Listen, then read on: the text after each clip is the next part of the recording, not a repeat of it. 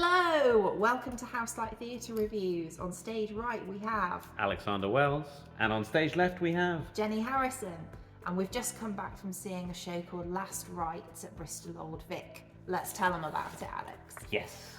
So first of all, a few details for you. This is a non-verbal theatre piece created by the internationally acclaimed, it's hard to say, Ramesh Mayappan and George Mann. Ramesh was also the solo performer and George was the director, so it was very much a collaborative effort.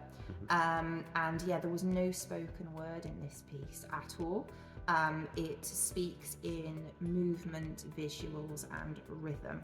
And it's a story of love, loss, and that transcends language. So let's get into what we thought about it. Yes, so essentially, as Jenny said, it's a story about love and loss. It centres around the main character, the death of the main character's father. I believe it's autobiographical. I believe so. It certainly seems so. Yeah. And it relied very heavily on physical movement and signing as well. And there was also a projector screen behind the action that was kind of narrating what was going on throughout the piece and adding to it with visuals, which I thought was very effective, to be fair. I thought that was one of the most effective things about the play. Yeah, it was. It became like almost like another performer in that it added the way sometimes the performance, the physical performance interacted with the backdrop was very seamless. Like there were a few times where he would do an action and then there would be a sound effect and a visual on the screen representing what was happening, and it was pretty seamless. Yeah, it was the timing was spot on throughout the piece, which was great. One criticism I do have, however, is although the physical performance and the kind of mime aspects of what Ramesh was doing throughout the piece were accomplished for the most part, there were a few times where I found it a little unclear as to what was actually happening, and quite oftentimes the screen kind of explained things a little late for me. Sometimes I think that could have come in a bit earlier. Yeah, I also had a few moments where I was a little bit lost as to what was going on. Sometimes the screen, the visuals then clarified it for me. There were a few times where, and you know, this is on me as well, I found my mind drifting a little bit because I wasn't quite hooked on what was going on properly. For the most part, I understood the mime. I thought he was, you know, very, very good overall at miming the actions. It was like full body performance.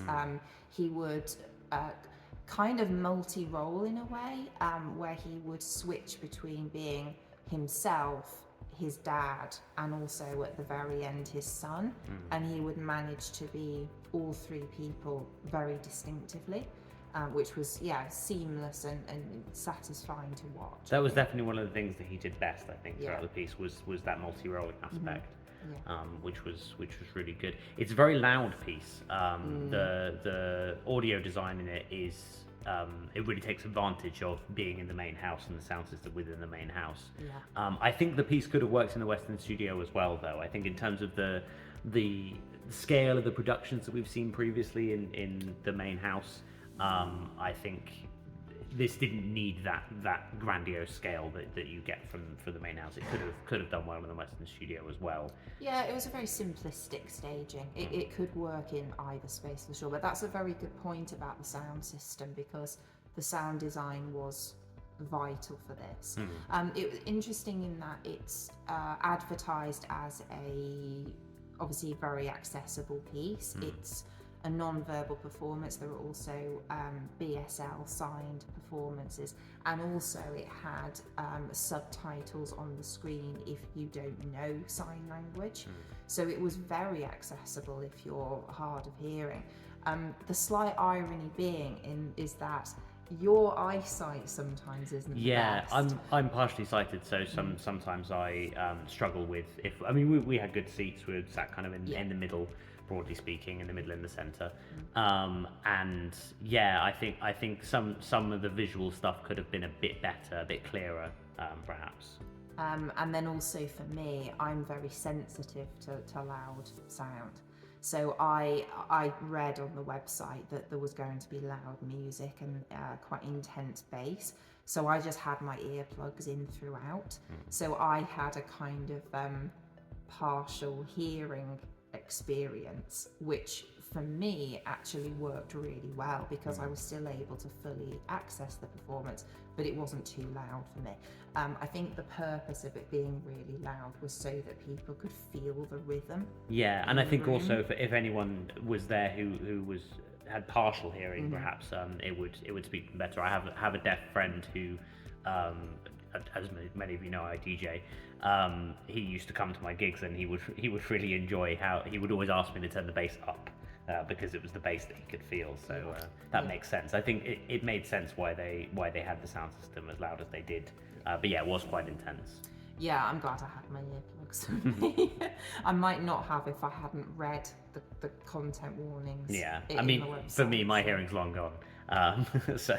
And mine is too much here, so somewhere between would be good, I guess. Yeah, was there anything else you wanted to say about the performance? Not really. I mean, it's 65 minutes, and pacing-wise, some of it is a little slow, especially initially.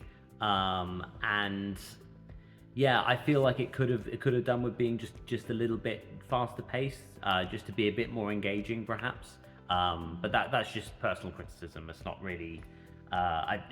Your mileage may vary in that regard. I think it depends on the kind of theatre you like. I think I'm not against physical theatre. I've done physical theatre in the past, and yeah, it's not my favourite medium.